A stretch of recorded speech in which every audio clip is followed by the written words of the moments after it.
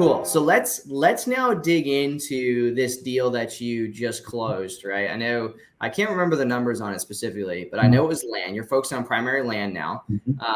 You're doing, around 10 deals a year, right? It's kind of where your projections are, and maybe you have projections higher than that this year. But what's really cool is that, most people in the real estate space, they're like, oh, well, they're 5 to 10 deals. I do that in a month. I'm like, yeah, but what's your deal volume?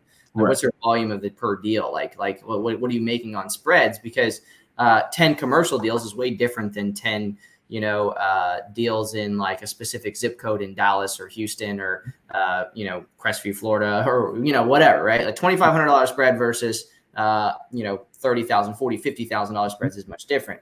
Right. So you found this niche in Dallas of land where you're really focusing on land. And so, first of all, what is the deal that you just closed? What was the profits on it again? $65K, and that was a JV.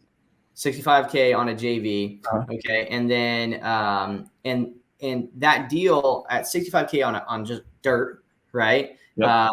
What was the process to get into that deal? Like, was it what kind of lead gen was it? Just take us back and kind of bring us forward, and then we're going to step back and understand what your operation looks like today. But I want to get into this kind of deal just so people understand the possibility. Cool. I actually got my SIF account open, so I can actually give you the timeline of everything. That's the activity log. You're going to run us through the activity log.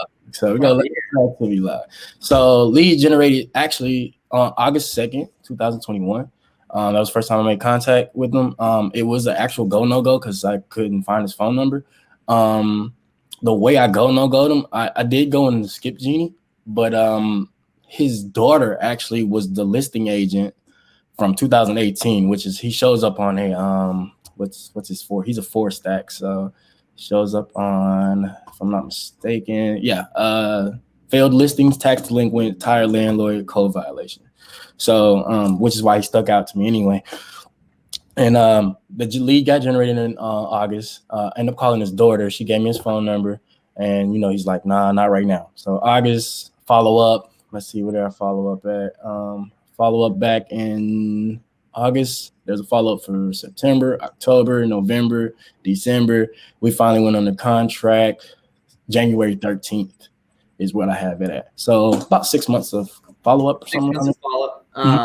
Now, I want to step back for just a second. Okay. Just because some people I realize might not know what JV is. JV stands for joint venture, and you joint ventured this on the back end. So someone found the buyer for you.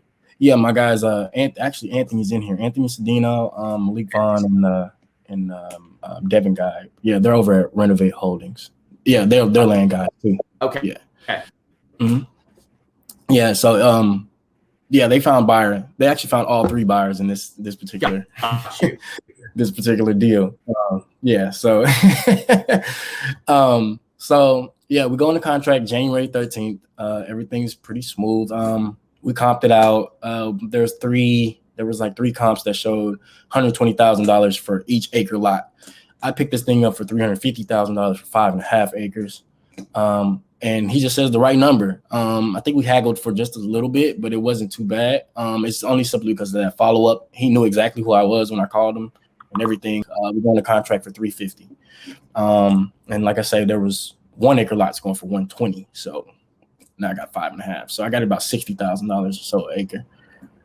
And I think we could get it off for about 100, 120, something like that, an acre. So, we just kind of went through it like that. It was pretty smooth. It wasn't a bad transition. Like you said, that rapport and that follow-up really just mattered because he already knew who I was. He was already familiar with me. And I was like, hey, you ready to sell it yet? You ready to sell it yet? Ready to sell it yet? Until he finally said, yeah. I love that. And you can hear me, right? Yeah, I can. Okay, cool. My internet shut off and then turned back on, like StreamYard loves to do to me. So hopefully everybody else heard your whole story there. But I gotta love it. We're actually getting Starlink at the office just to try to see if that helps because I hear Starlink is doing absolutely fantastic right now.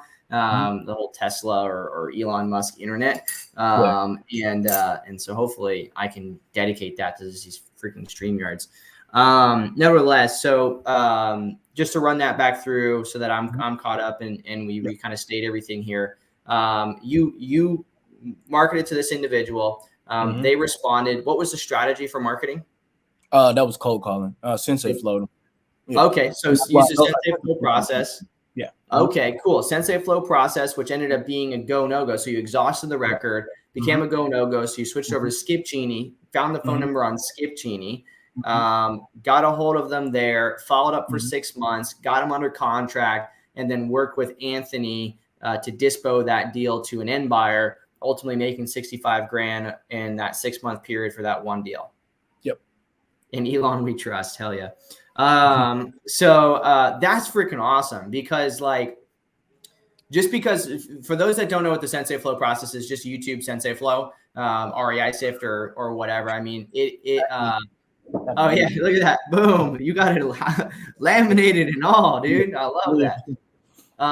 And so that process, what that enabled, what he did is he said, okay, this is on 4 different lists right now.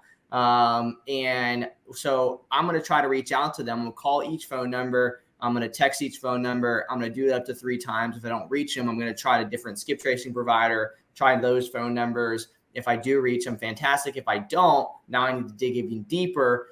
And you do that to that top, 1%, 10% of the data set that you have, and you're going to yield results. I promise you that. Like if you actually do it the right way. And the last step of that is sending direct mail if you can't get them via phone. And so he's fortunate enough that in that process, he got the phone numbers through the skip trace. So if you just look at that one record, it only costs you probably $1.50 or something like that, if that, in order to reach that individual. And then you have the follow-up on time. And in those follow-ups, you're not just sending out automatic drip text messages, are you? Or are you doing those? Oh, no. I was actually calling them. I just actually that happened around the time, I think, when you added the the task and stuff like that. So it was a repeated task over and over again. It just reminded me, just to follow up pretty much. I just call them.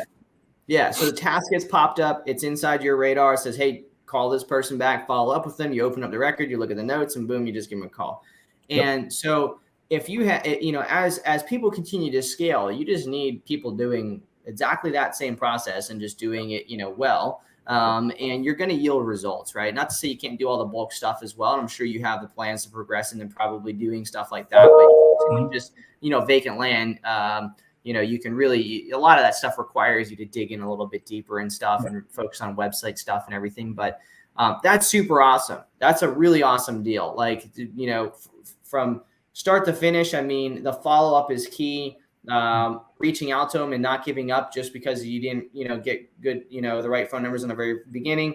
And then making sure that you reach out to somebody if you're not quite sure how to dispo that is also really, really efficient. So